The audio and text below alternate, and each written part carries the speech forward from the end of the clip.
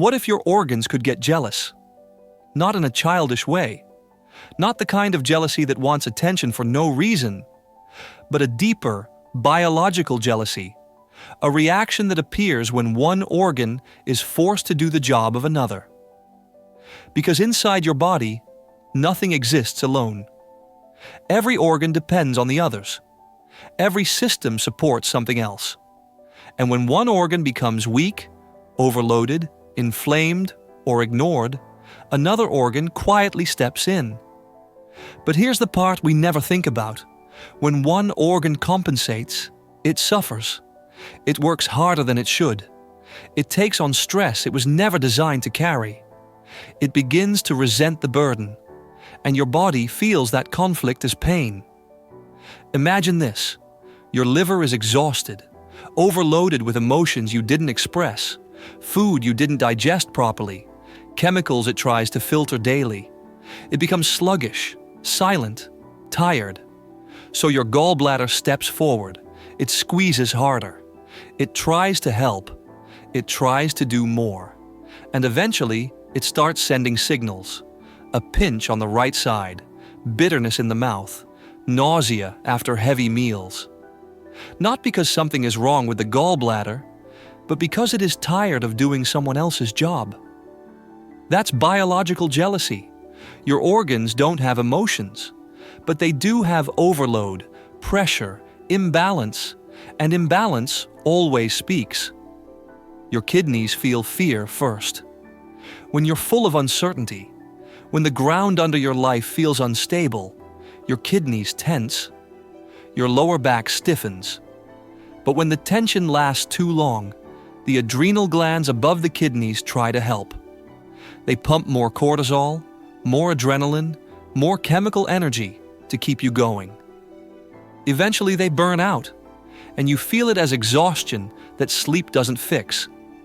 Not because your back got old, but because one organ is tired of covering for another. Your lungs hold sadness, but when you refuse to feel it, when you pretend you're fine, your diaphragm takes the hit. It tightens. Your breath becomes shallow. Your chest feels heavy long before tears arrive. Your heart carries emotional pain. But when you don't allow yourself to rest or slow down, your stomach tries to help. It produces more acid, more tension, more spasms, trying to digest the emotions the heart cannot handle. And you feel it as burning, as pressure, as discomfort. Not because the stomach is broken, but because it is tired of swallowing everything for you. Even your intestines get jealous. When the liver isn't cleaning the blood well, the intestines try to protect you. They absorb less. They slow down or speed up digestion. They change motility. And you feel it as bloating, as constipation, as unpredictable discomfort. The body always adapts. But adaptation comes with a cost. Every organ has a limit. Every system has a breaking point. And when one organ starts compensating for another, that's when tension becomes pain. Pain becomes inflammation. Inflammation becomes illness. So what if your symptoms aren't isolated? What if they're not the main problem, but the echo of another organ crying for help? Because the truth is simple. When one organ suffers, another organ takes responsibility. And when that organ gets tired, it sends you the same message. Please, look here. Your body is not a collection of separate parts. It is one story, one conversation, one network of loyal helpers that support each other endlessly until they can't anymore. What if your headache isn't about your head? What if your leg heaviness isn't about your legs? What if your shoulder pain isn't about your shoulder? What if your symptoms are not rivals, but messengers? What if jealousy between organs is simply the body saying, balance has shifted. Someone is doing too much. Someone else is not doing enough. And what if disease itself isn't an enemy, but a dialogue? A moment where the body finally speaks loud enough for you to hear. Imagine listening.